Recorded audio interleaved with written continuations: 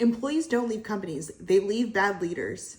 Here's the number one mistake that leaders make oftentimes in their companies and not even realizing it. A lot of times it all boils down to poor communication. So communication might mean that you're not letting the employee know what's expected of them. It might mean that you're not recognizing them and congratulating them on certain things. Now, I'm not saying that you need to go overboard and thank them for every little thing that they did, because I do understand that's a part of their job. That's why that they're working at your company.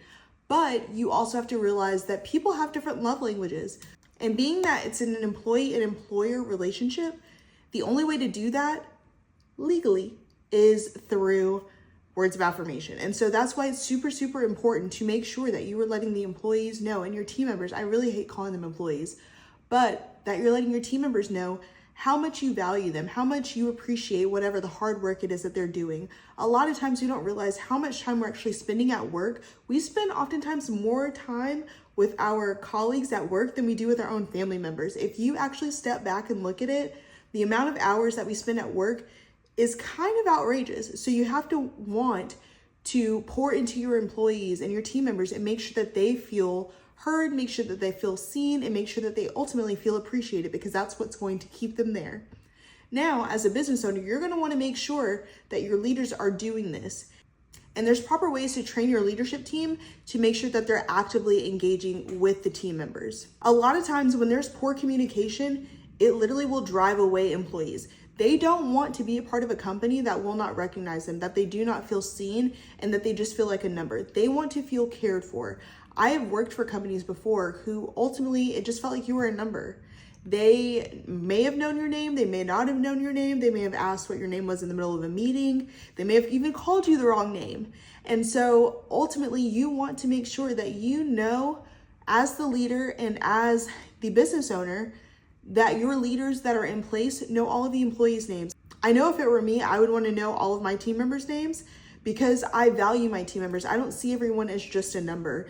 And ultimately, when they are working towards your goal as the business owner, they are building your empire. They are helping to feed into that. And so you want to make sure that all of the leaders that you have in place, including yourself, are setting you all up for success and making sure that your employees stay engaged. And one of the main ways to do that is to make sure that you stay connected with that employee, not only at work, but also in their personal life.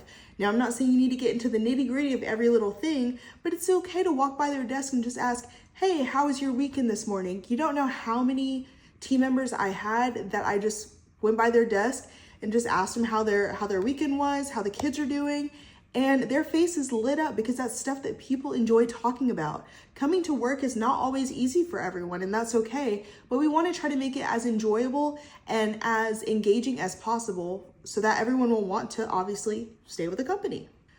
Other things that drive employees away is frustration with feeling like that they're not being heard, or frustration with the overall processes. So maybe you don't have clear processes for your team. So maybe you're just kind of flying by the seat of your pants because you're trying to figure out what works.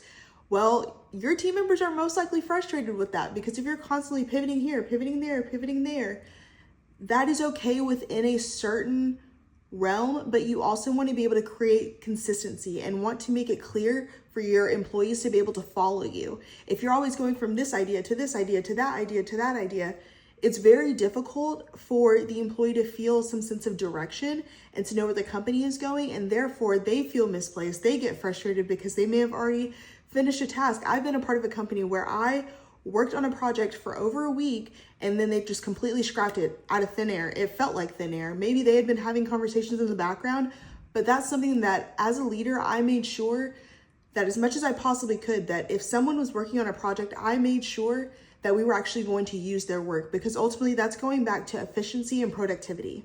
Another thing that causes employees to leave a company is burnout. So as we talked about previously with frustration can often lead to burnout, because especially if you're a part of a company like a startup, you all are working tooth and nail, grinding it out, which I love the grind. Do not get me wrong. I have worked for startups and absolutely love it, but it is a grind and it takes special people to do it. And so if you are overworking your employees and not giving them the proper time off or compensating them appropriately, that will lead to frustration, which will ultimately lead to burnout. And they probably won't stay with your company for very much longer because they're just that physically and mentally exhausted. I've worked for a company before where it actually started impacting my physical health, and I had to leave the company because it was just way too much on my body. I was exhausted and it was just too much. And so there's other people that I've spoken with who have been in similar situations that I've seen that have worked with companies that I've worked with, and they're just like, I literally can't do it. I can't do it. It's just too much. And so you don't want any of your team members to get to that point. You want to make sure that, yes, they are working, being productive and efficient while they're at work, but you also want to make sure that they have a good work-life balance, because ultimately, if they don't have that, that will also lead to burnout. If you feel like that your employees are close to being burnt out or frustrated or leaving the company, here are a few things that I would recommend that you do. For starters, I would recommend that you encourage your leadership team to give them regular feedback. So one of the ways that I love doing this is actually through quarterly and monthly. Well, one of the ways I love doing this is through monthly, quarterly, and annual reviews. These do not have to be very in-depth. So especially for the monthly ones, that's just more of a touch-in, just having a conversation. How are you feeling about things? How's your workload? How's your work-life balance? That's just asking them to get a pulse on how they're feeling. Normally you can tell a lot about body language, and people might be extremely frustrated, but when you have them right in front of you, you can tell if they're actually frustrated or if they're just more so annoyed with certain things that happen on a regular basis. There's a lot that you can tell from having that one-on-one with your employees, so I would highly encourage that. On a quarterly basis, that's where you go a little bit more in depth. That would actually be more so of a performance evaluation, where you are rating their efficiency, their effectiveness, their communication, if they're in a leadership role, their leadership style and effectiveness as a leader.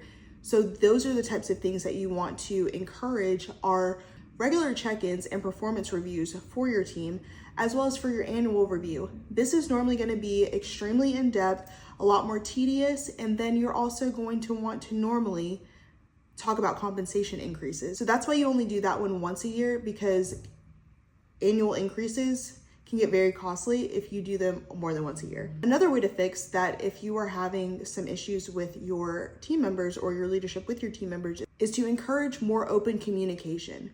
Open communication will go a long way. It does not just have to be whenever something's going wrong. It can be open communication when something's going right, when you appreciate things that they've done, when they may have stayed later for a project and gone above and beyond for you. Those are types of things that you want to have open communication for your team members so that they know that they are appreciated and that they are valued.